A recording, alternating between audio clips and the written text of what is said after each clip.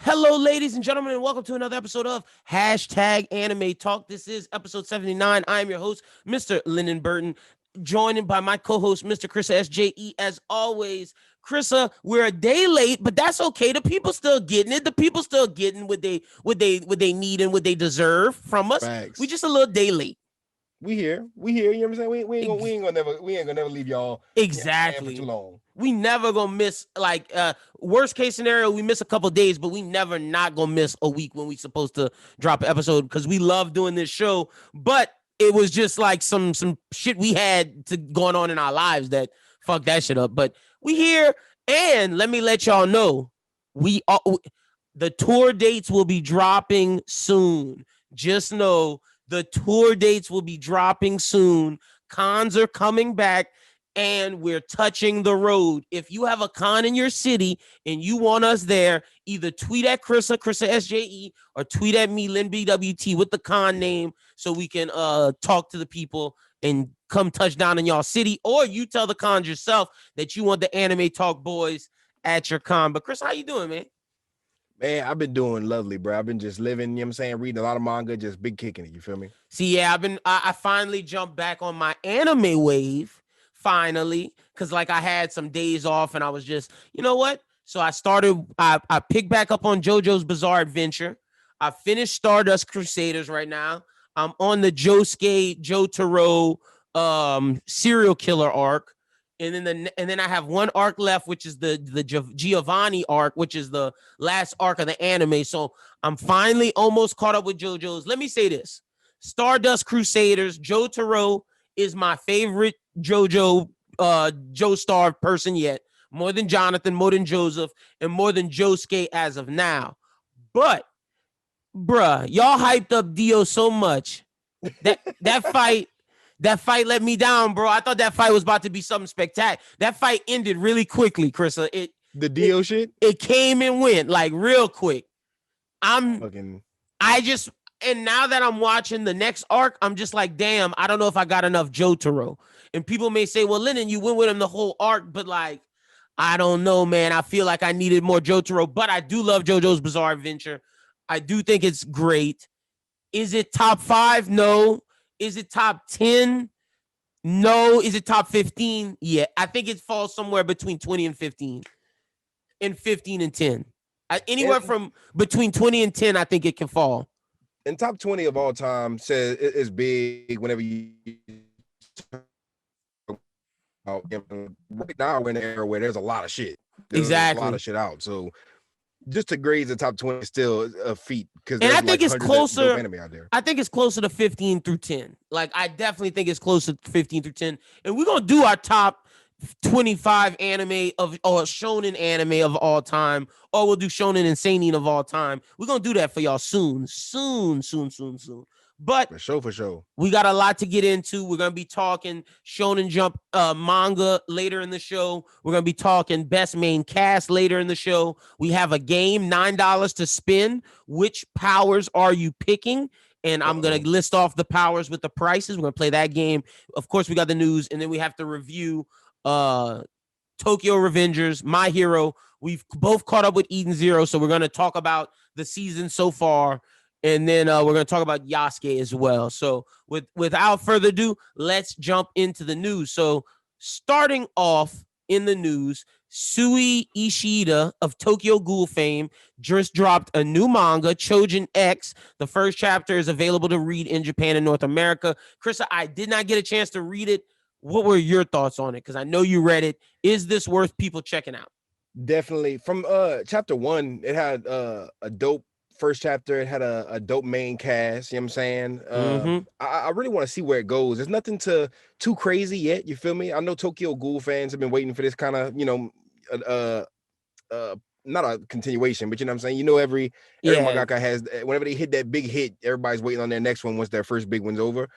And I feel like people are gonna be pleased with this one as long as it keeps going down the route it's going down. You know what I'm saying? Because the main cast is the main characters are endearing, and I'm interested to see how they shonen this shit out. Because I don't think Tokyo Ghoul Shonen Jump.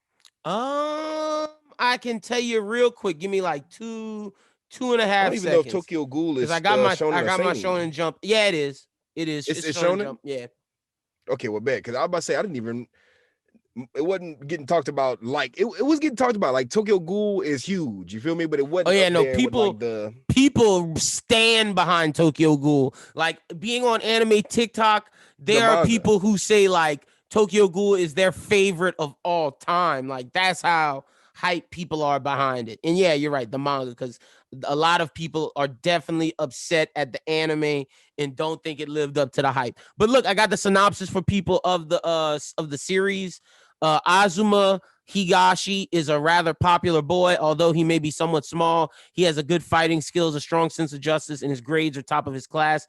This is the opposite of Tokyo Kuwahara, his friend who does not listen in class and is simply a bystander while Azuma fights. Nonetheless, these two childhood friends' bond is strong, no matter how different they may be. The two live in Yamato Prefecture, an incredible ordinary district with some areas destroyed by Chojin. Chojin are humans with dangerous supernatural powers, often the cause of the surrounding destruction. Whilst on their way back home, Tokyo and Azuma encounter a Chojin who threatens to kill them. Having no chance to escape, Tokyo and Azuma make a crucial decision to become Chojin. With these new powers acquired, Tokyo can no longer be a bystander he once was, now entrapped in a world where fighting is unavoidable. He sounds a lot like uh fucking Koichi. I think that's his name. Hold on, I'm about Wait, to you tell talking you. about from Tokyo Ghoul? Yeah, isn't his name Koichi? Am I Uh, tripping? I forget his name, Oh no, but no, no! I'm tripping. I'm Kaneki. thinking, yeah, it's Kaneki Kin. I was thinking of somebody totally different. But okay, Trojan X. I'm gonna check it out as soon as we finish doing this. And because I I feel told you I'm like, making my anime list is almost ready to make public. So I'm gonna review this on there. man, I feel like it's worth peeping out. The only thing with that is, I feel like it's if you're gonna peep it out, I'd probably wait a couple. Like if you're one of those people who want to read from chapter one and week to week it, You know that's that's me. cool too.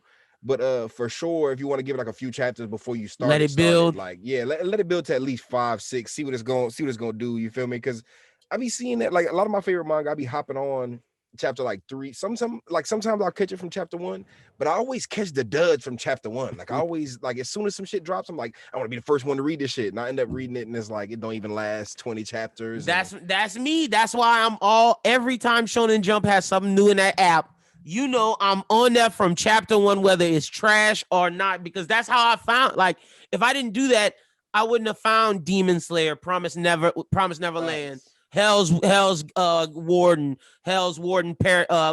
which was one that was canceled that I thought was gonna be the next Yu Yu Hakusho. But then at the same token, I find things like Undead Unluck, Kaiju number 8. So it's all I'm definitely all about taking them chances from chapter 1 just to see. But I understand for the casuals, people out there, for the people who aren't necessarily like week to week, that are more bingers like yourself, the Chrissa method is definitely tried and true. For sure, man. And like they got a lot of shit that I catch on too late. Like especially, I'll say this: like when I was in like middle school or whatever, I was reading way more manga than I was watching anime. I had my subscription to Shonen Jump, so I was reading all that shit. I was reading Sandland, Shaman King, and I was catching the anime when it would come on TV. But it was like we didn't have the access to all the anime we No, have right now. nowhere But near. like my adult life has been mostly anime and manga on the side. You feel me? Right now, I feel like I'm reading way more manga than I'm watching anime. I'm rarely watching Oh, anime. I I'm definitely watching the am. new shit, but like I'm watching a lot of the new seasons. But man, Like I have I'm stuff manga I out right now. watch, but it's nowhere near how it used to be. Like I am 100% a manga guy. And shout out to the Discord. Shout out to our Discord niggas, manga gang. Y'all know who y'all are. Shout out to Jay. Shout out to T. Shout out to Jazz. Shout out to Pharaoh. Shout out to Verson. Shout out to Pete. Shout out to everybody up in there. Discord gang, manga niggas. You already know what's up. And if you want to join the conversation, if you want to come have fun, join the Discord. Link is in the bio, in the description of the YouTube video, as well as for all the audio listeners, description wherever you're listening at. And we appreciate you for listening. But let's continue on. Next up, Toei Animation announced on Goku Day that a new Dragon Ball Super film is currently in production and slated to hit theaters in Japan in the US in 2022. Chrissa, it's been the talk of Twitter. Who's the villain? Are you excited? How you feeling? Let's start off with, before we get into who we predicting the villains, are you excited? I am, me personally, I'm not like balls to the wall excited. For me to get balls to the wall excited, I need a super, super cool story. And I'm gonna tell you based upon my villain predictions, which would make me excited. But I think it depends on what's happening for me to get excited. Because if not, if it's just gonna be what some people think it is, then cool, whatever. I much prefer a One Piece movie, a My Hero movie, JJK movie, Demon Slayer movie, fucking Undead Unluck movie, Kaiju number 8 movie. Like, I'm more concerned about them than Dragon Ball fucking Super, which is right now probably the worst story in Shonen Jump besides like Boruto. And Boruto is actually pretty fire from what people say. Yeah, I would say that for sure. It's definitely not In top terms of tier like it old used to be. prestige legends, like instead, like in terms of like how Boruto, One Piece, and them, like bro, Dragon Ball Super is the worst. For sure. I remember there was a time whenever it was goaded. I remember I We was were getting we were excited. reviewing it month to Like month at one point. my thing with We Battle of stopped. Gods and Revival of Frieza, those are two great anime movies, but they were some of the only anime movies we were getting at that time. And then we Mm-hmm. started getting the Broly Stampede, movie, the One Piece Two movie, Heroes, My Hero movies, the Demon Slayer movie. We're about to get JJK movies. which is gonna be So gas. like I'm more excited for all those other ones, but I'm still gonna like it's gonna come to We the gonna theater watch out it. here. I'm still gonna go see it. You know what I'm saying? I'm gonna spend money, go sit down, watch it in the theater. I just know for sure I'm not excited until I see a trailer because the trailer for the Broly movie had me hyped before we even knew it was Broly. I remember we were excited, speculating. So that's gonna happen. But just right now, I feel like this is not. I mean, this is a good announcement for them. I feel like they're sitting there like, okay, people are wondering where's Dragon Ball at. They thought we were gonna bring an anime. They thought the Mm-hmm. season was gonna come back or something like that. Let's just announce we're gonna, let's at least let See, them know we're working on something. I'm gonna be pissed if this movie is just leading into the anime. Now let's talk about villains because that's what I think it's. People have been saying Cooler. The obvious choice is Moro. Yeah, I'm thinking it's gonna be a moral movie, but it could be cooler, honestly. It could be cooler, it could be moral, it could See, be anything. Like they my could do thing is if literally it's any if it's way with it. not Moro, I do not want Cooler. I would prefer.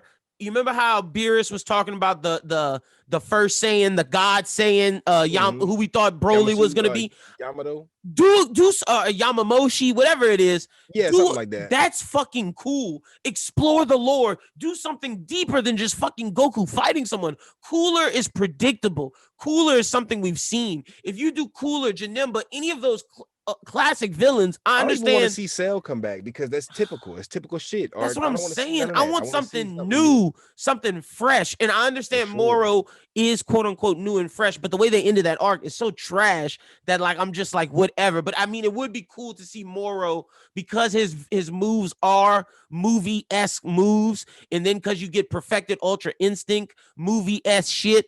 I think the Moro arc would be beautiful on the big screen. I really do, I even though think it the would look ending is good. I trash. think it would definitely look good. It would piss me off seeing that ending. Everybody gonna Oh boo that yeah. ending at the end of the movie, but it's still gonna be an experience. I feel like it's gonna be like a great movie up until that point. You know, But when they both Ultra Instinct just fighting, that would be gas. Or when fucking for real. Maris is about to sacrifice himself.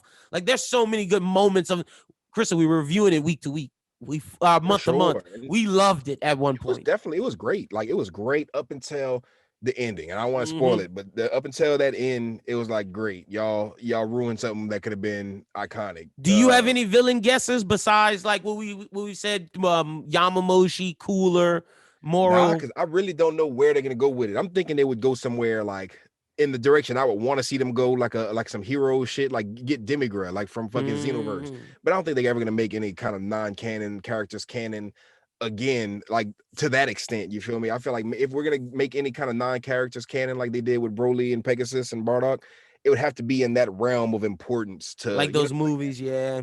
yeah, I feel like it would have to be that Would you that want to see Janemba? Because I would prefer Cooler over Janemba if I'm being honest. I'd prefer Cooler over Janemba, but I don't even want Cooler. Like the Yeah, only me thing neither. give me Golden Cooler, cool. Like Heroes gave me that. If you're gonna go that route, give me a whole Heroes movie where you make like Demigra the villain or like Yeah, Fu the villain and do all these things where it's like you open up this multiverse. Like imagine we have like an end game in Dragon Ball with different that timelines. would be With fire. all the crazy villains pull up, and it's like, you know what I'm saying? It's like the biggest show out Dragon Ball movie, but If you're like that's gonna the way you do do Heroes instead of 15-minute or 10-minute little episodes. TBH, if it's not gonna be exploring the past lore of Beerus and the gods with the Saiyan God, then open up a multiverse where we can get multiple options. Either or, but I don't think the Dragon Ball, and this is no disrespect to the people who made Dragon Ball, who are working on Dragon Ball. Y'all are doing what y'all are because y'all are legends at y'all's craft. For sure. But I don't think they're that creative enough to do some shit like that. I really don't. Or their hands are tied. One of the two. They gotta put that shit in somebody else's hands. Like they do. Like a big director. They gotta let that, because even Toyotaro has a certain extent. Like if it's not Toriyama, and even Toriyama, bro, Toriyama could give us a great. He get caught in his waves too. Yeah, like they all got their signature bag, and I feel like we've gotten 20 plus years of Dragon Ball signature bag, and we still love it. We're still gonna eat it up. Is it time to end it? I don't think it's time to end it necessarily. I think it's just time to explore different, like I seen something on Twitter earlier talking about how you could do 1 million different spinoffs of One Piece. You know how many different spinoffs you could do of Dragon Ball if you do them the right way? They had a whole manga about Yamcha, and I'm sitting there like, why would you do a Yamcha manga when you could explore so many other, like how you said, there's so much lore to Dragon Ball. I agree, but my question, and I agree with what you're saying, because like we just said, you just brought up the multiverse, which we fuck with, and the back lore of the angel stuff that I brought up. Both are viable options, but they have never shown us the propensity to be like, okay, let's dive a little bit deeper than Goku fighting people often. And my thing is, if you're going to continue down that path of just Goku villain of the month each time, end it, bro. End it, because the quality is just going down, down, down. How many more villains can you create without actually giving us great storytelling? Unless, and look, I know there's people out there that love it, that are straight fight anime fans. That's their bag. And if you enjoy that, cool. But I'm just saying, I don't know if it's necessary to be in Shonen Jump when there's so much good shit, which we will talk about in a little bit. And I'm good with movies every here and there, every now and then, as long as you do the movies right. And they haven't failed us in the past decade with movies, I don't think. The Broly movie was the top tier of them. But like, I definitely love Battle of Gods. I love Revival of F. Like, to me, Battle of Gods was better. I like Battle of Gods and Broly more than anything, but the Revival of Frieza movie was dope too. I don't want to say they did bad with that. Just the past decade's been full of good movies, and I feel like where they failed was trying to rush through Dragon Ball Super and giving us episode 5 and giving us these weird arcs and these weird, you know what I'm saying, episodes nobody asked for. But like people felt like it was tainting Dragon Ball's legacy, but the movies are keeping Dragon Ball's legacy up. I just hope they keep the same energy as the past few movies and just keep the same quality, because there's space for them out here if they're doing it like that. But I'm off the Dragon Ball Super manga. You know, I'm overly critical. Ever since the end of the Moro arc, I've been off of it. The new arc seems intriguing. I read every now and again. Like, I'm not caught up on it. Wait, what'd you say? Because you froze for a second. What'd you say? Because I said I'm not caught up on it. Yeah, you wait until it finish. Well, I'm waiting until it comes like in another medium or something, because I'm off the manga right now. Like I'm after the Moro arc is like, I don't feel like reading Dragon Ball anymore. I just feel like if you want to give me a movie, I'll go see a movie. And the only reason why I read it is just to knowledge and just to see what's going on, because people talk about it, and because I figure since we do this show and we're trying to have like a whole anime department, from you making Chainsaw Man videos to having the stuff with Christian, like, I just want to be up to date on it, so when we compare stuff, but like, for sure, I don't enjoy it like I used to, man. That's what I'm saying. Like, I think you could end it, and it would be the culture of anime manga would not miss it.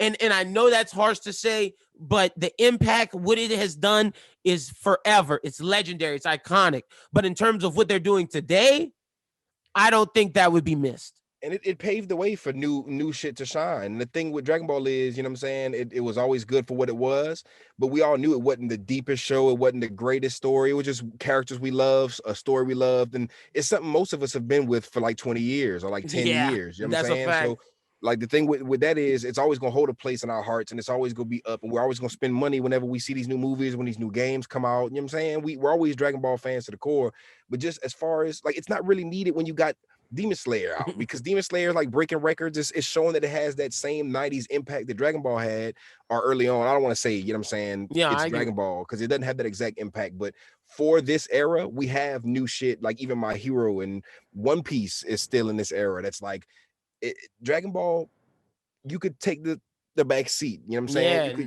You're legendary. You You could don't see retire. Cowboy Bebop. You feel me? And Cowboy Bebop is always goated. Go out. Look, I always look at it like in sports. Peyton Manning went out on top.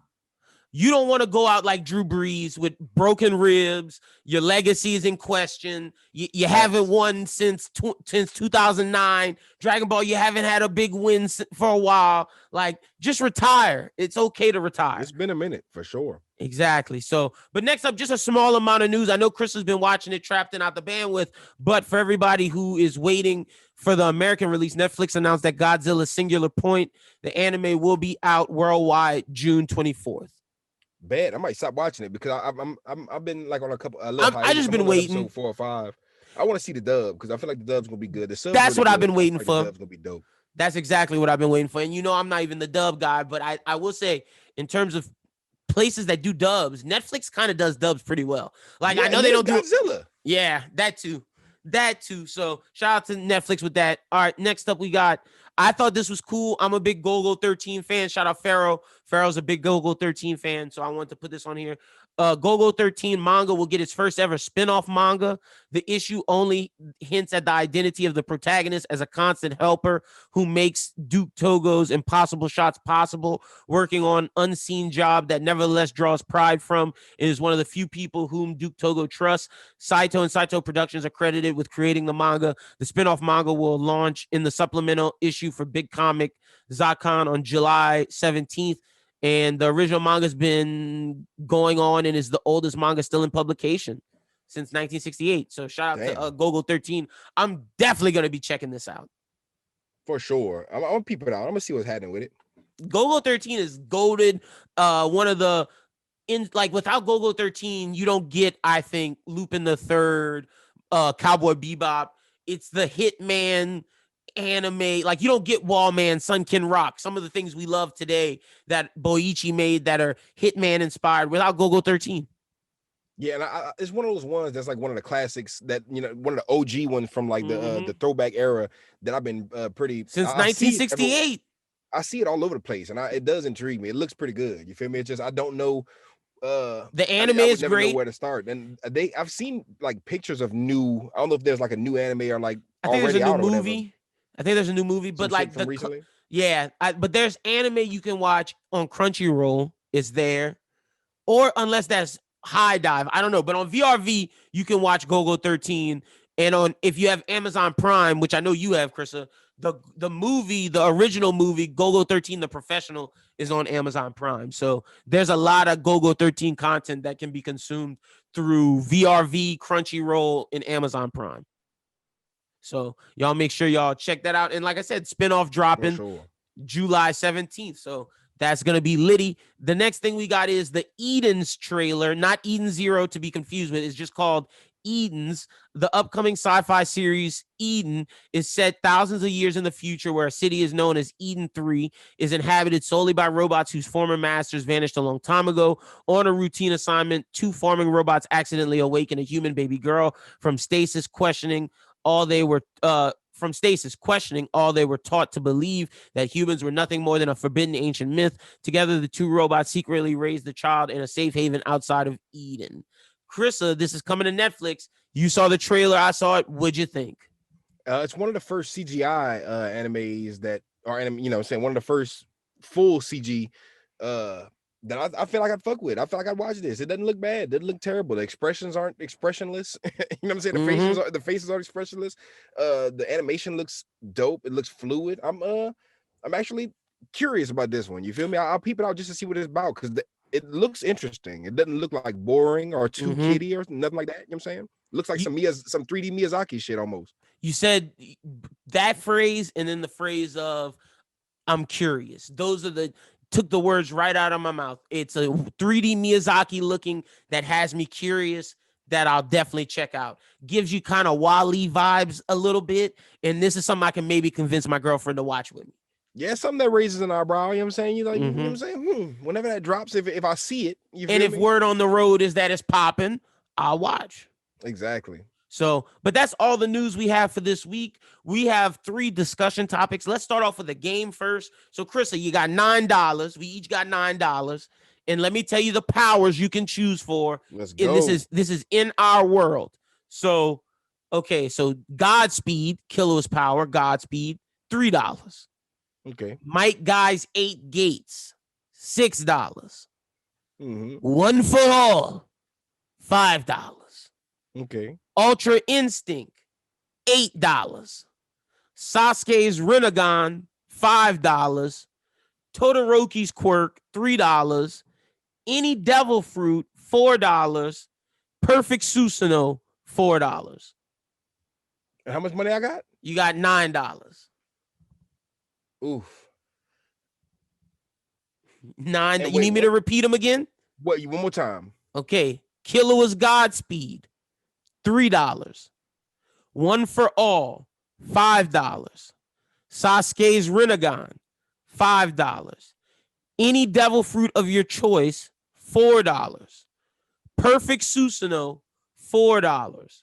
Todoroki's Quirk, $3. Ultra Instinct, $8. 8 Gates, Might Guy's Power, $6. And I got $9. And you got $9. And this is for our world. Rinnegan and Devil Fruit. That's easy money. Rinnegan and Devil Fruit. I could pick any Devil Fruit. Easy money, Devil bro. Fruit. Like I don't know the exact Devil Fruit, but I know there's a Devil Fruit I want to use in real life. Let me try to think about which one I would use. I know for sure I would want the Rinnegan, but like other than the Rinnegan. So you giving up being in water. Ooh, I didn't think about that. Hell yeah, man. Fuck that. I don't even be going swimming that much anyway. You feel me? All you can do is take a bath and a shower. That's it. But at the same time, I can still get on ships and shit like that. Yeah, I can still do cruises or whatever. What you gonna use the Rinnegan for in our world? You gonna bring down a meteor? Hell yeah, might as well, bro. I could threaten that. That's some powerful shit. You feel me? And almighty push. You could do push and pull and all that shit. I really don't know what Devil Fruit I'd pick though, because they got so many different Devil Fruit. You no idea. I would choose something like something that could give you a lot of power. Yeah, I'm thinking about something tactical, like something tactical to make me almost like invincible in this world. You feel me? To where I'll be able to maneuver and people wouldn't be able to fuck with me. And I know which one you should choose. You want me to help you? Which one? Yeah, give me some. Okay, I definitely want to. You said that when we did our One Piece game a couple episodes back, where we made our crew and picked our Devil Fruit, you chose this Devil Fruit, and I feel like you should choose it, especially in our world, the Hiei no Mi Aokiji's fruit. The ice fruit. That way you could freeze the freeze shit? Yeah. And your Logia, you turn into ice and all kind of. That would be hard too. So with your Rinnegan, I think hell yeah, I could for sure. With the Rinnegan too, because my thing is, bro, if like you know what I'm saying, I gotta be able to protect myself. Because if I could I could just drop a meteor on the earth and niggas know that, they're not about to just let me walk around like that. And that's why if you're ice, nobody got hockey, they can't do nothing. Or Mara no Mi controlling flames. Or you could do the magma one that Akainu has, or the light speed one that Akainu has, and they really can't catch you because you super speed. So which that would be hard too. I'd even do Akainu. I'd either do Kizaru, Aokiji or Kizaru. Kizaru or Aokiji. The light, like Kizaru's a light dude, right? Mm-hmm. Like the motherfucking Adam Sandler Drake fusion. Mm-hmm. Yeah, I'd either go with him. I'd either go with that Devil Fruit or Aokiji's, but for sure, Rinnegan with that, because I'll just be OP as fuck. All right, see, this is where I'm going with it. Y'all gave me $9, and I could have One for All for $5. And see, I think the people that made this don't know all of One for All's powers. One for All, baby, give it to me. I can do a lot. I'm not gonna spoil it, but I can do more than just have super strength and super speed. Best believe, I could do a lot. I could do a lot. That's all I'm gonna say. So that's lit. And then to augment that, to make me even stronger with that, I'm taking a Devil Fruit. And I'm taking Inaru. God, Inaru's lightning fruit. Yeah, the thunder, lightning. And I'm gonna be a lightning man with One for All, having soup. Bro, shoot bullets at me. The bullets go through me. I'm lightning. You can't do shit. I'm zapping you. I'm fucking, and then I'm breaking the tanks with my fists. I'm ending it all. I'm ending it. I'm ending. That's like low-key true. I'm That's ending hard. wars. I'm ending all the wars. I'm ending all the poverty. We getting black people rights. We getting trans people rights. We getting everybody rights. Asian people right. America will be a different place when Lyndon got one for all in the lightning power. You best believe, because no one has hockey. No one could stop us. See, I'm be your back. You know what I'm saying? Like your backup with my shit. You feel me? Oh, just in case we gonna be if we both got them powers, we both go out. We know we got the same agenda. We'd be unbeatable. For sure. Shocking. But we use our power for the good. That's the good facts. Thing. We use our power for good shit. We make some questionable decisions, maybe, but it'll all be for the better of everything. You know what I'm saying? That's a fact. We would never try to fucking harm people. And I know people say exactly. All ultimate power corrupts ultimately. Well, we're not trying to take over. We're not trying to run America. We just want things run the right way.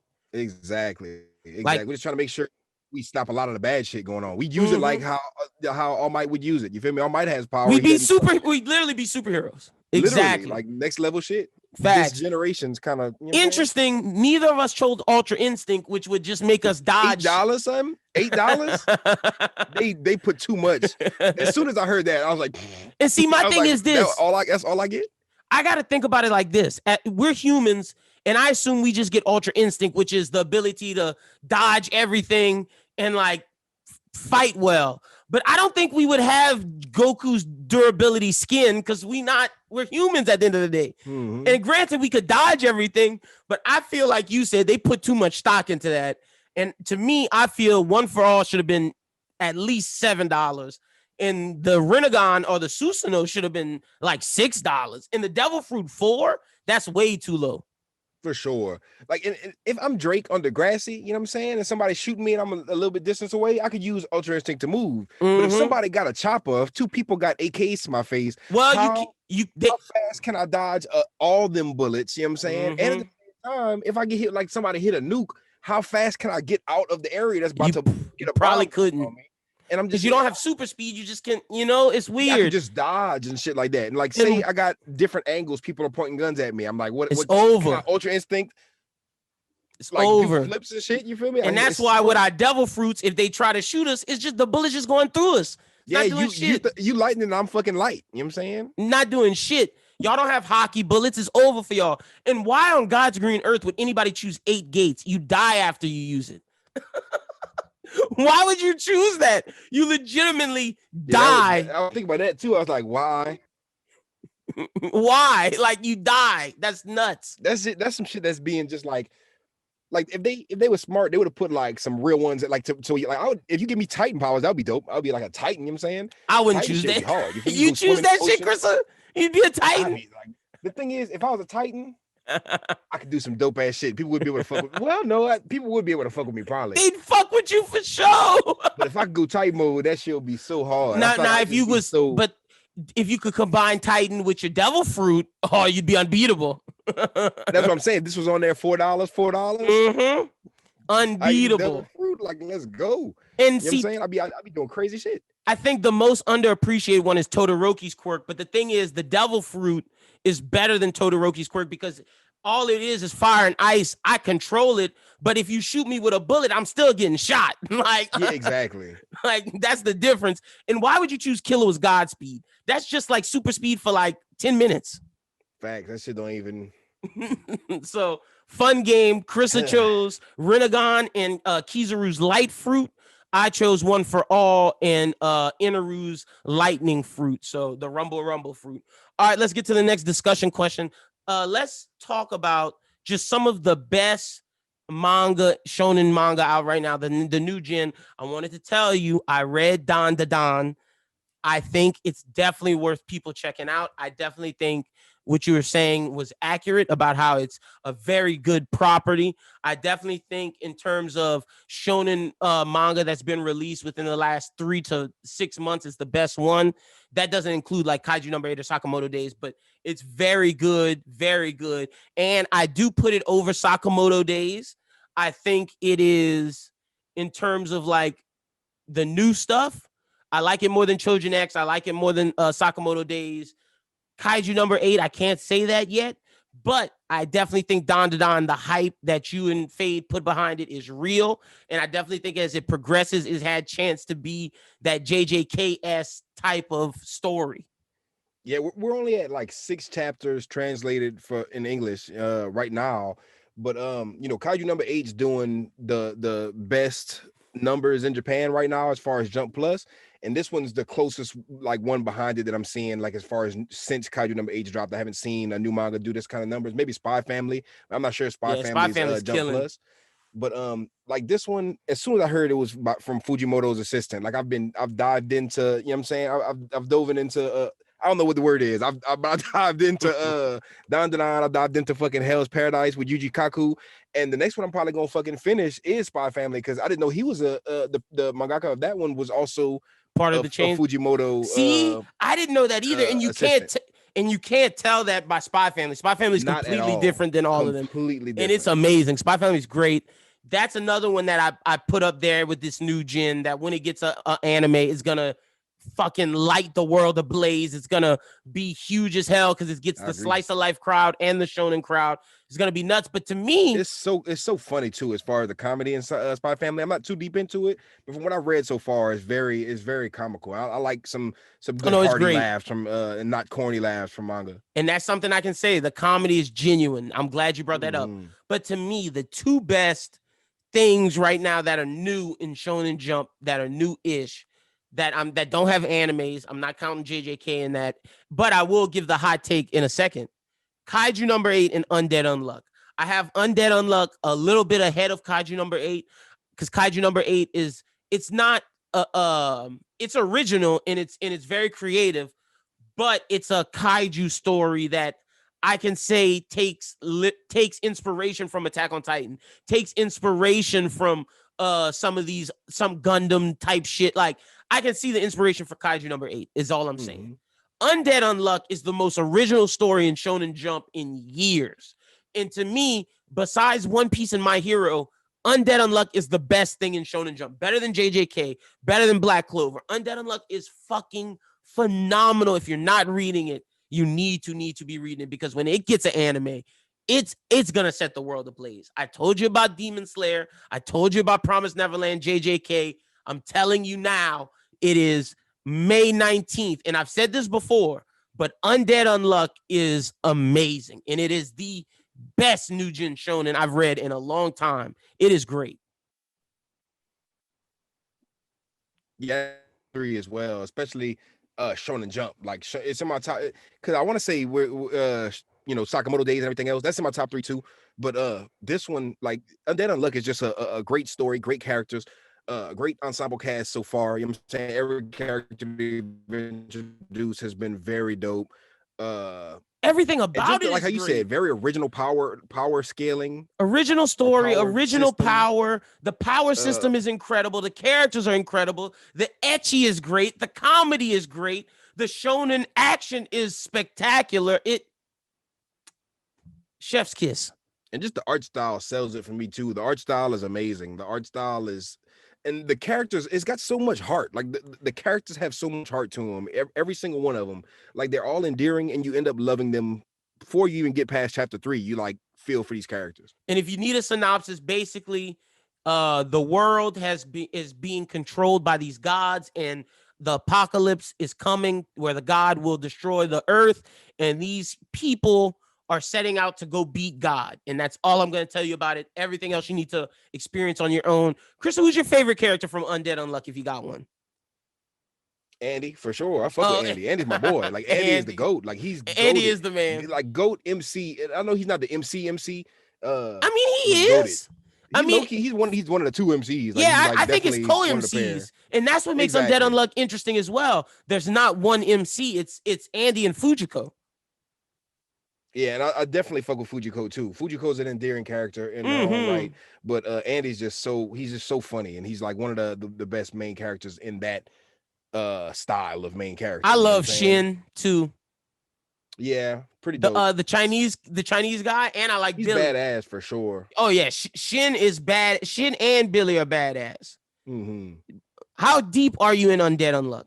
I want to say I'm just like 20 something chapters in, like maybe early 20s. Okay, so you still you found out what the story's about, but you're not like deep Exactly. in. Like Okay. I'm in there. I've met the majority of the characters, but I haven't seen too much of what they do aside from Shin. You know what I'm saying? Okay. Bet.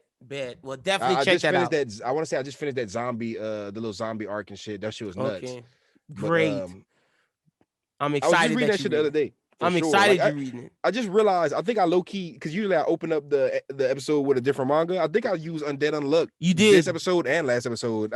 The thing is, I've been buying so much manga, I didn't know which one to use. Like I brought 4 in here with me today, but we were talking about Undead Unluck, and I brought it. I'm like, man, I don't know if I'm gonna use that one. And like right before we started the episode, we were like hyping this shit up. And I'm like, fuck that, I'm using Undead Unluck. It's goated. I gotta push this agenda It because is it golden, really man. is up there. It is, and I think it definitely needs to be pushed, and we're definitely gonna be making Undead Unluck videos very, very soon. And I'm getting back on the Kaiju number 8 videos because what I predicted early on is finally happening in Kaiju number 8, and now we're gonna see the show's at a changing point to where, okay, Kafka is a kaiju, a human kaiju. Now the world knows. So, like, will he get to use his like? Now we're at that crux, Crystal, where it's like, oh, will the world let him use his powers for them? How are they going to handle this? Is he going to be a fugitive? We don't know. So it's we're at an interesting crossroads right now. For sure. And I definitely think this series has a lot of potential. Like I know it's gonna get an anime, and when it does, it's gonna be animated to perfection. Hopefully. Oh yeah, Kaiju number 8 is gonna have a Demon Slayer JJK Undead Unluck type situation as well. Like, yeah, and I don't know how long the series is gonna last, but I definitely know I'm here for the ride because it's definitely fun. It's a fun ride. It has potential to be long. Funny enough, even though they went with like an older protagonist, it has potential to be super long because we don't know how these kaiju are coming to Earth. We don't know if you can stop it. So that's a whole situation of them going through different kaiju. There's humanoid kaiju who are creating those. So there's so many threads that I think it easily gets. I think it surpasses Demon Slayer's chapter count. I really do. But I think don't we not get this weekly? Don't we get it like every couple weeks or every like no, month no, or no. something? You get it. I think it's weekly. It's either weekly or every other week. Hold on, I'm gonna tell you. Give me 1 sec. Let me tell you when the new chapter drops. In 2 days. Yeah, I think it's weekly, but it doesn't drop on the same day as the rest of Shonen Jump. The rest of Shonen Jump drops on Sundays. This one drops in the middle of the week. So that's what's up with Kaiju. Okay, and that's I think that's pretty much because it's Jump Plus. because Yeah, because Dandadan is dropping every Dandadan's Tuesday. I want to say like it drops Monday here, but Tuesday in Japan. So let's talk Jump Dandadan. Plus has a different schedule. Yeah, Dandadan is goated. And that's why I like Jump Plus too. It's a little bit more lenient. You know, everything's not dropping Friday in Japan, Sunday in America. It's dropping. We don't even know when we're getting Dandadan in America. Like I'm hoping Viz has the rights to it. Like I got my fingers crossed. Viz is gonna deliver it to us. Like I want a SIG volume when this bitch drops. But Dandadan is really great story. If you're a fan of Kin. Yeah, Okarun is he goated. You're not gonna call him his real name. You call him Okarun. I call him Okura. I call him Takakura Kin for the most part, but Okarun is whenever he boots up. That's whenever he transforms. But just this is another co MC situation as well. For sure. Not to spoil anything. Now, I'm gonna give it a good non-spoiler synopsis. So basically, it's like this: the two main characters. It's a girl and a boy. Popular girl. Just broke up with her boyfriend. You feel me? And nerdy boy, yeah, that gets usually bullied, and she sticks up for him, watching him get bullied, and they have this conversation. They realize they have a lot more in common than they have not in common. And she's a nerd not really a nerd, but she's like more of a psychic kind of supernatural, for you know what I'm saying, person for ghosts, and he's more of a occult kind of alien, you know, like conspiracy, he's like a UFO otaku is what he is. And they don't believe in each other's thing, and they're super ride or die for their own thing. So they send each other on these missions to go to this popular ghost spot and go to this popular alien sighting spot, and they both get what they asked for, and then the series spirals out of control. But what I will say about this is that, you know, the Fujimoto art style's crazy. Yeah, the art style is definitely nuts. But Fujimoto, his style of writing, and this is Tatsu Yukinoba wrote this, but he was an assistant of Fujimoto, and I didn't realize this until just the other day, but Yukinobu Tatsu, the dude who wrote Dandadan, this is like his third or fourth manga. He did like a supernatural one shot, which it was really dope. If you ask me, it had like a bunch of dope monsters and alien creatures, just like Dandadan. But his other mainstream series that he was hitting with, he had like 5-6 volumes of it, was called Fireball. It was like a baseball manga. So I feel like and this was a while back, so I feel like he got around Fujimoto and worked on Chainsaw Man, maybe worked on some other stuff like that, and saw the crazy style. Because to me, what Fujimoto does with his manga is he has a crazy world, but doesn't focus on building the world. He just lets you see the world for what it is, and kind of focuses on the characters. Like he focuses on the characters and the actual story of, what's going on with them. And it just so happens that it's in a crazy setting. And this is the same kind of feeling. It's like, this is like a slice of life kind of romance, if you want to call it that, kind of a comedy story in the setting of this alien supernatural and world. that's the thing. Like, I didn't even take it. It does have those elements, but see, to me, I didn't even realize those elements. I was all in for the horror, supernatural, detective-y kind of stuff, kind of mission of the week to take care of these ghouls and aliens. Yeah, and my thing is that's the hook. That's the hook that sells it for most people. Like with Fade, I was telling him about it in the whip. I was like, son, you got to read this new manga. Matter of fact, we went to see the Demon Slayer movie, and I was telling him, son, you got to read. And I was on his ass the whole night about it, and he's like, yeah, whatever.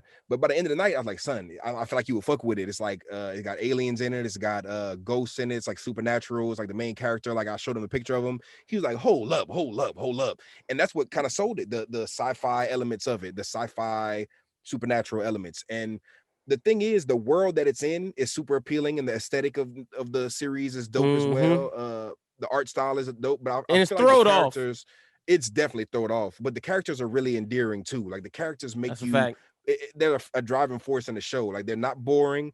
I love both of them equally. And Facts, shout out to the grandma. Both of them. Grandma's dope too. Even and not Turbo Granny. Turbo Granny's comical. Comic relief. But definitely not Turbo Granny trying to suck dicks. No. Yeah, the gilf though, she was hitting, you feel me? She definitely 100%. At the same time, I feel like, you know what I'm saying, you get a lot of like in the first few chapters, whenever you get in these interactions between them, and he's sitting there like he's shy, he's like talking to her like he knows her already just because he knows of her, and neither one of them really know each other, so they're kind of getting to know each other through this, and you're seeing that between their little small interactions. Like I feel like every time they speak and have these little conversations, it's not for it's putting the story further. You know what I'm saying? Yeah, it's definitely pushing the story further. Well, this was just oh yeah, but I got you. I said what you said at the end, but that's pretty much just our thoughts on Taugen Anki too. Before we get off the manga, I had to say Taugen Anki too. Like, because that's something that me and you both read. That shit is hard too. It's definitely a unique art style, and I feel like that's one of the ones. As soon as you see it, you will know if you like it or not. That's a fact, and I definitely think it's super dope as well. That's one that me and Chrissa definitely. He had to convince me to read Dandadan, but Taugen Anki, that's one that he didn't have to do much. Like, showed me the picture of it, and I was like, oh, I'm here. Like that's the thing. The art style is beautiful, and I think you made a great comparison off air of Undead Unluck to Taugen Anki, where Undead Unluck is super original. Taugen Anki pays homage to so many that you can pinpoint a lot of things that took inspiration from, but that's not a detriment. It actually uses it to its favor, and it works really well. Yeah, similar to My Hero, because My Hero does the same thing. My Hero takes a lot of tropes from like a Naruto or a Dragon Ball and or Marvel, DC. It's its own unique thing. Yeah, and Marvel and DC for sure, but it turns it into its own My Hero thing, and that's what I like about Taugen Anki. It has a bunch of different elements going on with it, but it's definitely its own unique thing so far. That's a fact. Now let's get into the final discussion question: the best shonen main cast. What you got? I know where you going. Well, we might have the same for a bunch of these, so I'm gonna go with the ones I think you're not gonna say first. Okay. So I'm gonna throw Soul Leader out there, because Soul Leader is one of the best ensemble casts, if you ask me. Black Star and Tsubaki, dope team. Death the Kid and the Twins, dope team. And although Maki and Soul aren't my favorite pair out of all of them, I do like Soul and Maki's dynamic too. And just the thrhree little mini teams when they get together to make a big team, it's just a iconic grouping. You feel me? They like goated all together. Okay, bet. I'm gonna go with I'm gonna go with the Full Metal Alchemist Brotherhood cast. I think. Now see, I didn't expect you to go with them. No, I'm starting it off with them. Because like they're not. I'm. We're just listing them off back and forth. I don't think they are the best cast, but I definitely think each person serves a very vital role, from Ed to Alphonse to Winry. I think Winry is very crucial for why I put them here, because usually the female supporting lead is doesn't have a purpose, or is there for sexual reasons, or is there as a damsel in distress. Winry is not a damsel in distress. Winry has purpose. Winry has drive. Winry is a strong character. And then when you get to the next set of that with Roy Mustang, Hawkeye, Greed, those characters all have purposes, great characters, and every person in Full Metal Alchemist serves a purpose and pushes the story forward, and it's a perfect weave of tapestry to make a great show. The show doesn't work if the characters aren't as great as they are. Yeah, I definitely agree for sure, 100%. All right, so what you got? Give us another one. Another one. There's no ensemble cast better than Yu Hakusho. I know you the were going main there. cast, as far as Yusuke, Hiei, Kuwabara, and Kurama. If we want to keep it to the main four, all four of them niggas is goated. But if you want to get to the side people in the main cast, like Koenma, Botan, Keiko, all very strong characters. And even if you want to get into the villains, the main villains, almost every single main villain from Sensui to Toguro to even some of the beginning ones are all iconic in their own. And I think that's probably one of Yu Yu Hakusho's strongest suits, is its characters. That's a fact. And I was saving that one for you. I'm also gonna go with the Straw Hats next. Look, I do use. That's why I was saving that one for you for sure. That's a gang. That's on my. That's the number one. If you talk about ensemble from everyone in the crew serves a purpose. Everyone in the crew are brothers for each other. They will die for each other. They are the typical, like when you think of gang, there's two things that come to mind. The one Chrissa just said with the Yu Yu Hakusho gang, they will ride for each other, and the Straw Hats. And like Chrissa just said, when you think villains, when you think of the world of every character that's important, from Doflamingo to Kaido to Law to Big Mom to Shank, what an incredible cast. Gotta say the Straw Hats. To add to your point too, like how you were saying, with the Straw Hats, the whole crew, it feels like a real crew. It feels like the dynamic is like, this is real gang. Like these are brothers and sisters on this crew. You feel me? To that extent, I feel like when you get to each different character's crew, like when the villains are just other characters in the world, every crew seems so realistic. And every crew has a different dichotomy all the too. Crews fit together perfectly. Yep, that's the thing. They all fit together perfectly through different means. Like the Straw Hats fit together perfectly through family and friendship. Kaido's crew fits together perfectly because they're trying to see who's the strongest. It's the animal kingdom, a dog-eat-dog world. Big Mom crew fits perfectly because they're actual family, their actual brother and sister with their mom as the leader. Exactly. It's not real family, but adopted family. Adopted family in those are the different things of it, and that's why the Straw Hats gotta be on there for one of the best main casts. You got any others? Kimetsu no Yaiba. I gotta say it because I'm one of them people who I fuck with Tanjiro. I love the Tanjiro Yusuke comparisons, like even from the hard head, from the loose mouth, because Tanjiro is quick to tell a villain he a bitch. Not literally, not in the same words as Yusuke, but he'll definitely call some shit out instead of just sitting down and And Tanjiro's a good MC, but to me, the rest of the cast shines harder than Tanjiro, which says a lot because Tanjiro's a good main character. Inosuke, Zenitsu. To say that even Nezuko doesn't really have lines and she's still a strong main character in the cast, I feel like I got to give it to them. And plus, all the Hashira are dope aesthetically. And once we get to the manga, they really get it in, and each one of them low key is dope. But even if we're talking about anime only season 1, every character that was pretty much introduced was dope. From Arakadaki or Urakodaki, whatever his name is, he was a strong leader. Just seeing the trailers for the game and them trying to tease the early characters, like, hey, they're going to be in the game. We don't want to say who's going to be in the later game, but we're giving you Urakodaki and basically showing you. It's like, damn, they low-key got a good cast. Even the swordsmiths are super funny. Like, not even just the ensemble main cast. But I got to give Gotage props. She gives shine to all of them. And that's why I can't say My Hero. As much as I love My Hero's cast, not all of them get the proper shine. And for sure not that's My why they Hero. can't be. Same thing with Naruto. Both of those shows are goated, but they can't be mentioned in best main cast. Yeah, I feel like One Piece shines in that. One Piece, and even I don't know if we could throw Bleach in there, but I'm Bleach it not. shines harder. See, It to me, shines harder than like than Dragon Chad Ball, and Orihime. Naruto, and My See, Hero. I disagree with that because I think Bleach. I think Naruto accomplishes a little bit better than Bleach. Same thing with My Hero. Chad and Orihime are useless, bro. Like I Chad don't and want to say Chad is all the way useless, but Orihime is definitely. I don't fuck with Chad is Orihime at all. I Chrissa. used Chad to can't. too, Chad only won one fight the whole show. but One to man, two at fights. least he's not Orihime. Orihime was there for a reason, but she didn't do shit. Like she was just annoying the whole Like time. if you look at Naruto, Sasuke, Shikamaru, Rock Lee, Gar, they all get wins, unlike Chad. And then if you look at My Hero, Bakugo, Todoroki get way more shine than Chad. Like For sure. For sure. At least they all had I feel like they all had their little, except for really Orihime, but they all had their own little, because I really love not Uryu. I love Uryu a Now lot. that I see, love all the other, Uriel I gets love like great Kenpachi, characterization. What's his name? Renji. Mm-hmm. I love all the side characters except for really Orihime and Chad to a certain extent. But you're right. I think Naruto might do it a little bit better.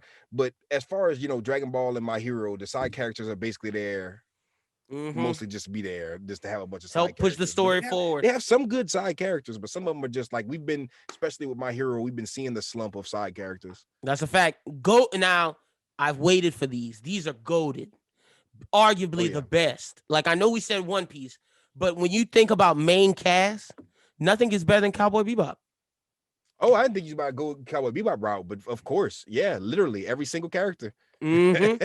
They don't, Cowboy Bebop has probably the smallest cast of all, and just like not even just main cast, but like all characters. They don't have a lot of, what I'm saying. We only have 24 But when you episodes, think but of the every main, character is impactful. when you think of the main five of Jet, Spike, Faye, Ed, and Ein, the fucking dog is important. Like the dog, Iconic crew. iconic. Gotta say them. Also Trigon, with Vash, Millie, Meryl, and my boy Wolfwood. Mm-hmm. I And love. we can say some. We can say some other ones too, because I wanted to say like some. I don't know if I could really say Inuyasha. I want to, but now that I think about it, like Shippo, and they got a couple characters that don't really do much, but they do got a good, like I know Sango, Moroku, they got a good little ensemble cast too. Main Also gonna characters. say Black Lagoon. Love that whole Oh cast of hell yeah, characters. Love them. love them. Down to Balalaika, the head of the Russian mob. Like they are all fucking great. And then I just thought of one when you said Inuyasha. Fuck. Oh, it's gonna Fire Force. Fire Force in terms of new gen, great cast. From Oh Maki yeah, to even fucking the girl we dislike, Tamaki, still has grown on us. Great cat. Tamaki's having her redemption arc. Exact. If Tamaki's the worst one, it has to be mentioned on Best Cast. Because from Arthur to Shinra to the Captain Obi to Hinowa to Maki to Vulcan to fucking Licht, everyone is important and they are gang. Love Fire Force. Facts. And I feel like we missing one big one, and I know you're gonna agree with me. Oh, JJ, you're absolutely right. You're I'm absolutely surprised they right. haven't said that yet. It crossed my mind, but I thought you were gonna say it, and then as I went into Bebop, I went to my side bag. But JJK definitely Oh, we can't 1000%. forget JJK. We can't forget JJK. Nobara, Megami, like gas, everybody. gas. I Definition even like of the gas. other people from the school. You feel me? Like Toto, Panda, Maki. Maki's really dope. I seen people going crazy about her on Twitter. She must have did something nuts in the manga. But at the same time, recently, I'm ready to, like I'm excited she's not getting wasted as a side character, because like all the females in this cast, like in this whole show, are dope. But the main cast is probably one of the best main casts in the new gen. Incredible, freaking credible. Yeah, JJK has to get mentioned. And Attack on Titan. I wanted, and I ain't gonna lie, I wanted to say Attack on Titan. I do like most of the main cast. It's just some of their side they do. All right, I could say Attack on Titan doesn't deserve to be on it. I can see why. I do fuck with them though. Like I fuck with all the men, like Armin, Mikasa, Eren, Jean, Connie, Sasha. I fuck with all those characters. Like those are all my hearts. But at the same time, bro, Armin and Eren, most of their screen time in the 4 seasons I watched Attack on Titan was spent pissing me off. Like, true, especially Eren and Armin. Like, a couple of the other ones, like Connie and them, they didn't. You know what I'm saying? They weren't like super, but they were all good characters. You know what I'm saying? They all had a lot of heart. Yeah. No, I think that's fair. I definitely think that's fair. I'm trying to see my VRV so I can see some of the others that I want to. Oh, I'm gonna say Haikyuu. Love the cast of Haikyuu. I think they're a great main cast in terms of sports anime. Gotta shout them out because in Kuroko knows baskets, you don't really know about the side homies on the basketball team. But on Haikyuu, you know about that whole team, and they are all gas. Are we gonna say Black Clover with the Black Bulls? I definitely think I'm that's not. I'm not. They got a nigga in there on that team that's in love with his sister. I can't fuck with it. I hate Look, that dude. So every time he pops up on the screen, I'm like, you are a Ghosh. useless screen time person. Look, I'm gonna say this: the Black Clover cast deserves to be on the list. Even Ghosh himself. I'm gonna shout out the Black Clover cast, solid cast. Hunter cast, Boo. Hunter cast is cool, but the main cast don't get a lot of screen time. But they not all do together important either. shit. Yeah, they all. It's Together, basically but Gon and Killua. They really do important shit. But I ain't gonna lie, Kurapika pulls up, does some gangster, probably the most gangster shit in the show. And even and I'm not gonna lie, even Leorio does some gangster shit whenever he punches fucking Gon's daddy. Like, Yeah, but they're not a they both gang, did two so of the that's most the gangster moves. that's the thing. Too much of the show is separated to where you can't do them. And the final thing I'll mention is JoJo's Bizarre Adventure is split into parts, but the Stardust Crusaders crew of Jotaro, Joseph Joestar, fucking Avdol, fucking oh man, how am I blanking on the rest of these fucking names? Avdol, Jean-Paul, Polnareff, and then hold on, I'm gonna get the other ones. Give me 1 second. I'm gonna get the other ones. I can't. Iggy the dog, and that's what I'm saying. When you have a dog that works really well, then it's fucking fire. And hold on, man, how am I missing the other main characters? Joseph Joestar, Polnareff, Avdol. Oh, Kakyoin, Kakyoin. Yeah, so Kakyoin, Avdol, Polnareff, Iggy, Joseph Joestar, and Jotaro. Great cast. Great cast. I got one more because it's light. It's just more of a be on the lookout because this is one that you're gonna definitely see. Or two that you're definitely gonna see, especially when they get out of Netflix jail.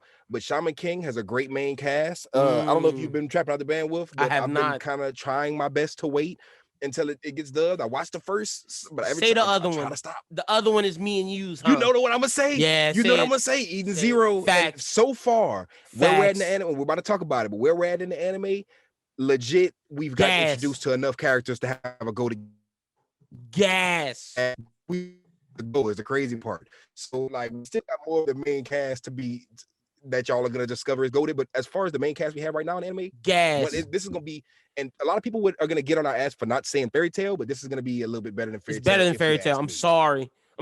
Eden Zero's great. Weiss is a better fucking character than Gray, than fucking Laxus, than fucking Gagiel. The best Fairy Tail character is Urza Scarlet. Everyone else fucking sucks. I'm sorry. Literally. And I'm not gonna lie, Shiki over Natsu, Rebecca over Lucy, and Weiss over Gray. Straight the fuck up. And happy, bro. Exactly. Exactly. Happy, bro. Exactly. And we're gonna talk more about that with the Eden Zero review. But that's pretty much the best cast. Now let's get into the review portion of the show. All right, it's time to get into the review portion. Got a lot to discuss. Eden Zero, we know it's not officially out in the US, but 6 episodes out. We watched them. We trapping out the bandwidth. Chris, I think they're doing a damn good job of one of our favorite mangas. So far, I do really enjoy it. There's a couple scenes or a couple parts where they kind of, they do the still image, like the still shot kind of animation. So I see where they cut the budget. You know what I'm saying? I see what they give the budget to and where they're snipping the budget. But as far as all the Fairy Tail, Dragon Ball, the way they try to conserve budget for this kind of this type of series, I feel like they're doing it spectacular. All the scenes that look good. And the fights look great. The freaking ether gear mode looks great. I love seeing Weiss in the crew now. That's my favorite character besides Shiki. I think they did him justice. I actually think the story of what's the little rope? Police Pino. Oh, Pino. I think the story of Pino worked better in the anime because you got to see like the reactions and hear the voice, and it made it a little bit more endearing and than the manga. So love that. Eden Zero's great. For sure. Eden Zero is hitting all the marks right now. As far as episode 5, I really love the introduction of Weiss or Wise, however you say his name. And Yes, I, Weiss. like you said, he's one of my favorite characters in the show too. Like probably top 2. Like and even further on we progress, he just gets better and better. Exactly. Not gonna spoil anything, but you know his arcs. Like every time he shines hard. And this is a perfect introduction for him. You feel And me? we about to get the ship now. Yeah, definitely about to get the ship. We see I don't think they talk about it until episode 6, but we see, the planet that we're on, the time being fucked up. So I love how they do, because it's not necessarily time travel, but I like how they're doing the time warp shit in Time this loop planet. series. Shit is great. Love seeing Elsie Crimson, aka the Urza of Fairy Tale. Finally got to see her. And I'm pretty sure the next episode, that's where her and Shiki fight and she realized who he is, huh? Yep. That's okay. Exactly that's so yeah, happening. we about to get the ship in episode 7. At the end of it, we should have the ship going into episode 8. So we about to really meet the full crew of this once we get the ship. That's when the real show really starts. Really, for sure. I can't wait until that happens, because then we get to see, the Eden Zero. Mm-hmm. The waifus. Yes, for sure. We're definitely getting into that. And see in this, in episode 6 or whatever, I keep want to say season 6, but in episode 6, you definitely see some ecchi in this episode. With old girl trying to see her feet and her legs and her heels. Yeah, Rebecca. The tentacle shit was odd. Oh, and then you talking about Weiss lifting up her shirt and that was funny too. But then just the whole tentacles, Japanese tentacle hentai is a thing. But I know for sure, like, this is hitting all the, okay, so Fairy Tail had action, right? This is doing action better than Fairy Tail, if you ask me. Yeah, Fairy Tail had good world building. This is building the world better. It had comedy. This is funnier.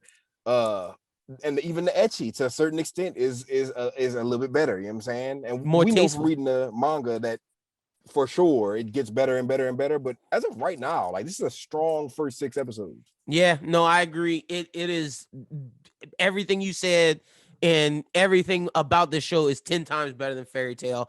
Absolutely love it. Eden Zero's killing it right now. And I'm not one of the, like, the Fairy Tail haters or anything.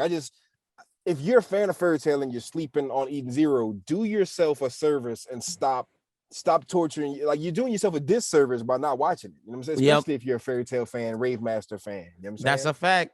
All right, let's get into Tokyo Revengers. We got 2 episodes, episode 5 and 6. Episode 5 is called Relap. Naoto finds out that 12 years ago, the Tokyo Manjin gang had a split in the Mikey faction and the Draken faction. And due to one of their disputes, Draken ends up dying. Despite Naoto telling him this, Takamichi refuses to believe that Mikey and Draken would ever fight and goes back into the past to find out what caused the dispute and to save Draken. Takamichi renews his determination as he goes back in time yet again. But when he opens his eyes, he finds a girl he doesn't know wearing just her underwear, looking down upon him. And this is basically the episode where we meet a lot of the gang, really, and a lot of the different people in said gang. I thought that this episode was good, but it was way better in the manga because, let's just be honest, the fact that they can't show the Manjin symbol, which is the Buddhist symbol for like, I believe, peace and something else, that was taken over by the Nazis and used and abused and turned into the swastika.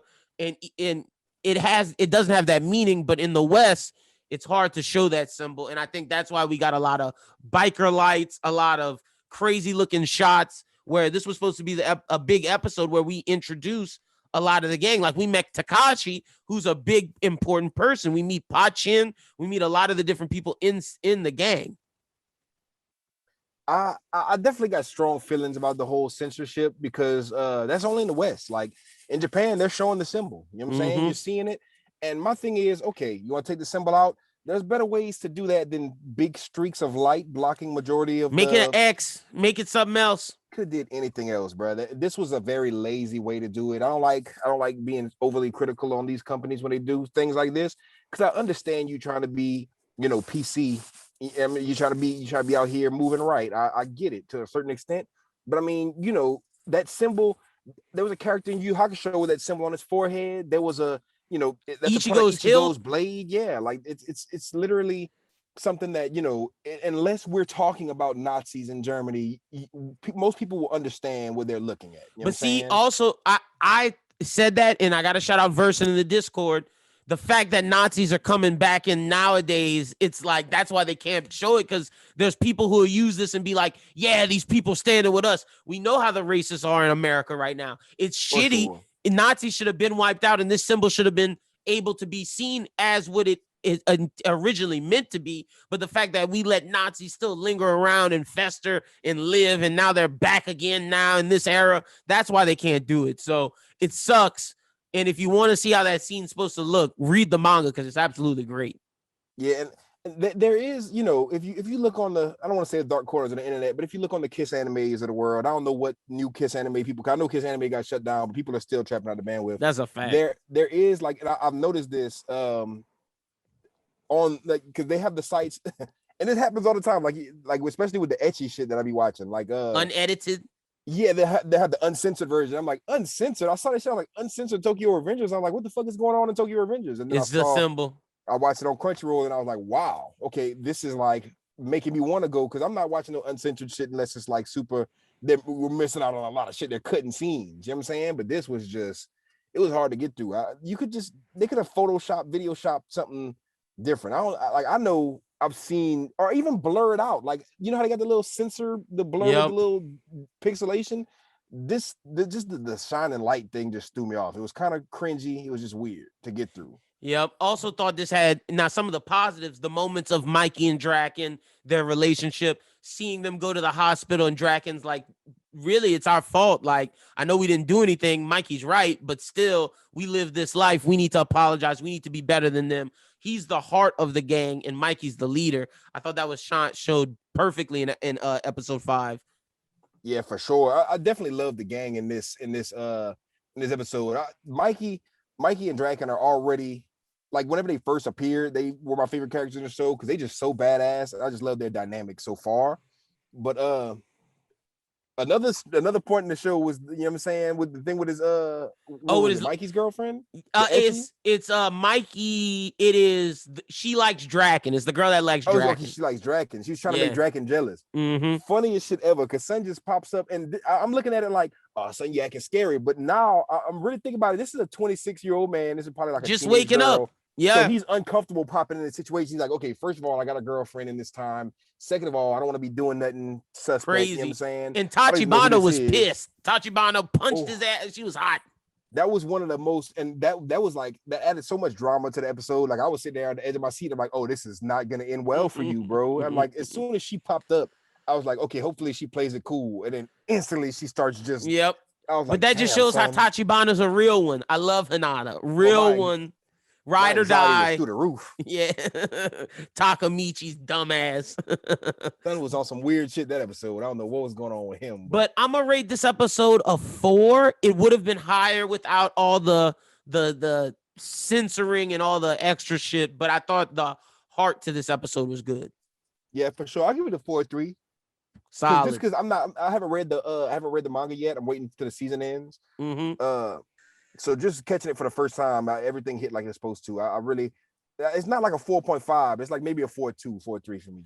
Yep. So the next one is Regret. This is where we get Draken's backstory about how he gets his tattoo, how he meets Mikey, and how him and Mikey's friendship forms. We also go back to the future with Takamichi and Naoto. They go meet the leader of the Mobius gang. He's a loser, and he tells them about how there's this mastermind behind Mobius, and that's the reason why Draken dies. It wasn't really his plan. So Takamichi's idea is to go back and convince Mikey not to fight Mobius, to really like look at it. Mikey's like, nah, bro, we fighting him. Pachin whips his ass like, nah, we fighting him. And then all of a sudden, the leader of the Mobius gang pulls up, seeming like a trap, with the whole Mobius gang saying it's a war and a fight is about to break out. We end the episode right before the fight breaks out. What'd you think of episode 6, Regret? I definitely want to see how this fight is gonna play out. This is gonna be fucking nuts. Mm-hmm. But I know love Draken's backstory. Love Draken's backstory. Love Mikey. Mikey and Draken as kids, just that was intense, and it sold me for them as characters even more. I love both of them. I love their dynamic, and I just love how badass Mikey was. And I definitely love Draken too, but Mikey's fucking gangster. Like that nigga is gangster, son. Yeah, Mikey cold-blooded, straight just kicked dude in the face, was like, I'm running this as a fourth grader. Like these literally, dudes, bro. Like Mikey and Draken in present day are fucking third year middle schoolers. They're in eighth grade. OGs though at that point too. OG middle schoolers. Beating high schoolers, because the Mobius leader is a high schooler. He's a sophomore. He's 2 years ahead of them. That is nuts, bro. Crazy. Some eighth grade. I would, bro, if an eighth grader dared step to me as a sophomore or junior, I'd whoop his fucking ass. Facts, bro. These young niggas is whooping that, bro. The way son stepped on son's face, I was like, damn, Mikey wilding out here, bro. And it was just the perfect timing too. I'm like, okay, so it's what kind of time he on. But the way they did Pachin's girlfriend was dirty, bro. She was fucked up in that hospital. Yeah, that's down terrible, bro. Shit is I understand what was going on. Some was like, let's not fight, but they was like, bitch, what the fuck are you talking about? Let's not fight. Like, he's saying they don't know why he's saying let's not fight. And exactly. But Draken kind of feels like, oh wait, maybe there was like a trap to set us up. And see, that goes into the mystery of who's trying to set up Toman. Man, Mikey's on some gangster shit. Either way, he like, man, I don't give a fuck about none of that. We fighting these motherfuckers. Like, it's set in stone already. Like, whatever happens, like, it's already. But see, Mikey got to start using his head. He got to start using his head, because that's one of the flaws of the leader of the Tokyo Manjin gang, Sano Manjiro, aka Mikey. But muscle. I'm a rate episode 6 a solid 4.5. Solid 4.5. This is me 4.5. I even say 4.7, just because this one, just seeing you get two backstories in one, and then you get the present day. You know what I'm saying? The whole mystery with the gang leader they talked to. Like, to me, I didn't like. It was like two completely different people. It was night and day. So just seeing that was very, very, very intriguing. I love the whole time travel aspect of this show and how they handle it. No, I agree with you. So let's jump to My Hero Academia, where shit is getting litty. Now all gas, no filler. We got rid of the early matches. Now we in it. Match 3, episode. I guess this is episode 1, 2, 3, 4, 5, 6. Episode 7 of season 5 of season 5, aka episode 95. Match 3. In the third match of the class battles, Honanuki leads Class B team against a well-balanced Class A team. We also get All Might and Deku talking about the vestiges, talking about the different users of One for All. Bakugo's like, bro, y'all can't keep sneaking off like this. Y'all looking suspicious, which is true as hell. People are like, why is All Might with Deku? But the match begins, and the match is about to begin, and everybody's thinking of their reasons for fighting. Todoroki's thinking of like his father carrying on that legacy. Ida's thinking of carrying on the legacy of his brother. Tetsu's like, I've been training in the oven. Mudman is like, I'm about to stop you, Ida. We not worried about you. But we also find out that Ida has gone through some training, which we'll talk. Well, do we see his engines in this episode? His new engines? I think towards the end. Yeah, towards the end, we learn about his transformation and his new engines, about him having to pull out his old ones for new ones to grow. Bro, boy, that looked painful. For sure. That shit like it hurt. But it showed that this was his, if you really want to be stronger, you got to fight for it. Both him and Todoroki. And we got to see Ida's new moves with his new Respiro burst. And my man is finally looking like a speedster. Loved it. But the fight and seeing more Ida stuff, more Todoroki stuff happens in the next episode. But the stuff we got in this was great, and just great buildup of Todoroki and Ida. I will say this was the Ida, this was Ida's time to shine. This was my first time not liking seeing Todoroki. He did some cool shit, but man, Todoroki was getting fucking washed this whole episode by fucking Bizarro Kirishima, bro. He was letting Bizarro Kirishima fucking flex on him, son, and I did not like that. I'm sitting there like, Todoroki, bro, he's supposed to be doing better than this. You can't be fucking having a Momo moment right now. Yeah, Momo, you know what I'm saying? But at the same time, Ida really shined. Like, I really love seeing Ida. He really showed, like how you said, just the whole, his dad telling his him, brother, hey, you got to pull these things. That was his brother? Mm-hmm. Well, just him telling him you got to take these things off, and it's just, he was saying it so casually, how this is something you got to do if you want to get stronger. And him instantly just like, fuck it, I'm getting stronger. I'm doing it. Him doing it, and like you said, that shit looks so painful, bro. I'm watching him do that shit, like, that's dedication. You gotta think that's like him pulling out a bone, bro. Like that's That's some like, because these are, it's not like an accessory to his body. No, that's his body. That's like an arm. That's like a bone. That's like him pulling out a bone and a new one growing. That's fucking crazy. But he wants to carry on his brother's legacy of Ingenium. He felt like the stuff with Stain pushed, like, tore his name down. He didn't handle it the right way. He was doing it with villainous intent, and his thing was always now to be a great hero, and we see that more so in the next episode. I'm giving episode match 3, even though it was exposition, I'm giving it a solid 4-5. Solid 4-5. I'll give you talking about the first the first one, yeah, the first one. I'll give that one a 4 because I like the next one a little bit more. The next one is getting a perfect score for me. It's episode 96 or match 3 conclusion. It's still anybody's game as the third match continues with an endurance battle between Todoroki and Tetsu, aka Bizarro Kirishima. Tetsu's been training in an oven. He's like, I can take this flame you putting out. And Todoroki remembers his training with his pops and was like, I gotta go beyond plus ultra. Burns Tetsu, but Mudman ends up getting Todoroki in a bad position. Ida comes through and is like, I'm gonna save him. Knocks Mudman out with a badass kick. The animation was beautiful. Ida then saves Mudman, but he gets trapped in under this thing. And Todoroki's knocked out. Tetsu's knocked out. Mudman's knocked out. Ida's trapped. The other guy, the drill guy, is in jail because Tail Homie did a good fight. He was fighting, handling his own, doing his thing. I thought Drill Homie was badass though. Another person gets put in jail. I think it is Tail Homie gets put in jail as well. And then it's up to Shoji, aka Tentacle, versus the Horn Girl. Horn Girl bitches out and just carries everybody in the air because she's like, I don't want to lose, but I'm gonna make it to where y'all don't win. And she just straight up bitches out. Instead of fighting Tentacle, the match ends as a draw, and everybody's like, well, it was the smart thing. You can run away and try to hope for rescue. Nah, Tetsu said they lost. They know they lost. That girl bitched out straight up. Facts. I ain't gonna lie, man. To me, this episode, Ida saved it. I'll say that. Ida saved it. Because you didn't like the Todoroki getting his ass whooped? I did not like the Todoroki. He was hitting that man with the flames, and man was like, man, these flames ain't shit. He was like, this shit ain't shit to me. I was like, whoa, what do you mean? I'm like, he is steel.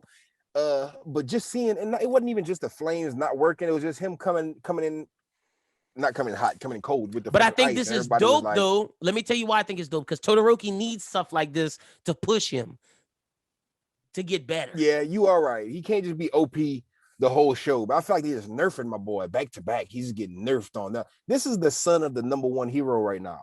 You feel me? True. This man should not be getting washed by a steel boy. Bizarro Kirishima. But the thing is, he has to accept the fact that his flames are his powers, and I think it makes sense that they slowly because you can't. Let's say you hate your pops, you didn't use this the whole time. You only got master at one. It would make sense you can't control the other. So I think by the end of this, you're going to be more pleased with where the next time we see Todoroki fight compared to now. You're right. Like, I'll give this episode a 4 or 5. I can't give it a strong 5 just because every time Tail dude's on the screen, he dropped the fucking, you know what I'm saying? He was killing me in the last episode. That's why the last episode was so low. The drill dude was kicking his ass, and I loved it. That drill nigga was getting washed. He was badass. That's why I'm giving it a 5. I like seeing Class B kick ass. But see, to your point of Todoroki, and that's my thing too. I ended up coming away from this episode liking still like I keep calling him Bizarro Kirishima, but I fuck with him. Like with Tetsu. His resolve, bro. He wasn't going out. He wasn't going out to Todoroki. I'm like, that's gangster. Todoroki didn't look as gangster. And the thing with that is, to your point, I do think that because one of the lines that stuck out with me was whenever Todoroki was like, man, I was slow. Like he was telling Ida, because Ida was like, I'm sorry I was so slow. And he's like, nah, bro. He was like, I was slow. He was like, I should have came in hot with the flames from the jump. As soon as I came in, but he's like, it's second nature for me to use my ice. He's like, I know I have to use my flame. He's like, I don't even think about using my ice. I just do it first by like off of just nature. He's like, I don't even think about, because he made himself do that so much. Yep. He's like, I just fuck up by going in with the ice. He's like, I know no other way. And he's like, it's like muscle memory at this point. And seeing him kind of unlearn that, it does make it more realistic, more believable, and more like whenever you see him be badass in the future, I guess it'll feel more paid off. And it's coming. Man, it's coming. You're gonna get it. But I'm giving it a 5. I understand why you going 4 or 5, but I loved it. And next, we about to see Bakugo, man. Bakugo been working. He said he's stronger. He told Deku, I'm ready. So we gonna see what Bakugo better show something, because Bakugo on some fuck shit. He been on some fuck shit for the past like. So you expecting if Bakugo don't show his ass, you gonna be upset? Deku better show his ass if Bakugo don't, because I feel like Bakugo, and that's my thing too. Bakugo is just he's like Asta to me. He's like what people consider. I'm not saying not to shit on Asta, but yeah, don't do that to Asta, because Asta's a great character. Asta has no Bakugo traits. Just the thing from beginning just being Black loud. Clover, people just saying he's loud annoying. To me, Bakugo is just loud annoying. They're different personalities, but to me, Bakugo needs his redemption arc, because he has done nothing of I don't want to say redeem, but he's done nothing of praise in my book. You know what I'm saying? He's strong and he has a good. He's growing. He's just a douchebag to me. You know what I'm saying? And then but you don't see the growth. I see the growth more in Todoroki than Bakugo so far. Oh, for sure. I can agree with that. And Kirishima, like Kirishima's grown exponentially, and for me, I agree with that. Growing harder than both of them dudes, because like he's up there with the Dekus of Bakugo's strength has grown for sure, and you're gonna see that next episode. But Bakugo as a character, I think the way he was talking to Deku and All Might showed growth, because before he'd have just been screaming, "You nerd," and he did it at the end. That is true. And even All Might was like, "Oh, maybe he's changing." So it's happening. It's happening at a slower pace, but trust me, it's gonna pay off for both Bakugo and Todoroki, and I'm excited to see the next Bakugo fight. I think this next episode gonna be litty, because you're gonna get Bakugo, and I think you're gonna get someone else that you like. I think we're getting Seto, so Tape Man. Let's go. I'm rocking with it so far. It's picking up. We had the first couple.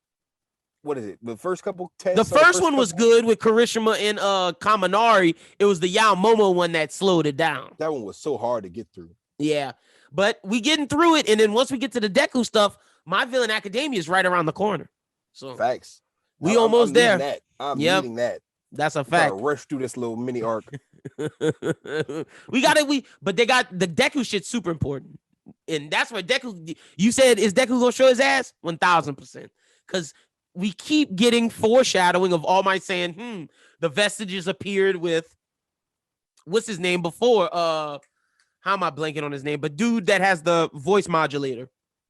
Oh, Shinso. The vestiges appeared with Shinso before. I wonder if they're gonna appear again. Well, maybe, and maybe we're gonna find out what that means and all of that. So it's about to heat up. My Hero is definitely at the heating up point for this season. It's about to be all gas, no brakes from this point on. But need that. That's pretty much all we got this week, Crystal. Yeah, for sure. It was a good episode, though. We had a lot of shit to cover too. That's a fact. Being that it's a slow news week. That's a fact. Tell the people where they can follow you at on social media. Follow your boy at Chrissa SJE on Twitter, at Chrissa SJE on Instagram. You know your boys on my anime list. Definitely, if y'all want to read along with me, bro, I'm thinking about starting like a book club, the manga reading club, because I'm still reading Jigoku Raku. Like I said, I've been reading way more manga than I've been watching anime. That's what we're doing in the Discord.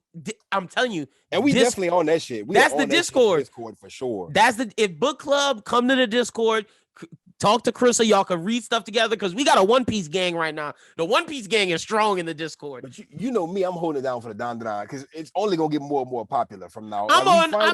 I'm on the wave now. We're finishing the intro arc. I feel like we're about to get into the first big villain arc and see where we go as far as story direction, because as far as just the introduction arc, I think we're about to wrap that up, and it's gonna be, from what I can see so far, everything's dope so far. You know what I'm saying? Well, so I hope it keeps going the way it's going. If y'all want to read along with us, join the Discord. Like I said, we're gonna talk Don to Don. We can talk anything you want in there. If you're a One Piece fan, you definitely need to join the Discord, because the One Piece fandom in the Discord is super strong. Like I said, every time the spoilers drop, everybody getting on it, because Discord be litty, boy. Link is in the description below. Make sure y'all follow Chrissa. Follow him on his My Anime list as well. My Anime list is about to drop, because I started with the movie TV one first, which is Letterboxd. But my Anime list is about to be out. Also, be sure to check out the most recent One Piece video, the most recent Bros Who Think podcast. There's a new Bros Who Binge on Thursday. But to stay up to date, follow the Bros Who Think on Twitter at Bros Who Think. And yeah, Saturday, big pitch-it match between Cash Carbon and the co-host of the One Piece Manga Reviews, Christian Hollinger, 7 p.m. Central Time. twitch.tv/bros who think Saturday is going down. The best event on the internet is back. It's gonna be intense. They talking shit. So it's gonna be going down Saturday. And Chris's all anime match coming up soon. Let's go. I'm ready. It's gonna be all anime. I'm pretty sure I'm gonna have to verse you, but it's not gonna be for the championship. It's just an exhibition match. Man, I'm in of there. All anime questions only. We gonna see what's happening. I'm in there already. Me. So y'all make sure y'all tune into all that. But until next time, we will talk to you soon. Until then, peace.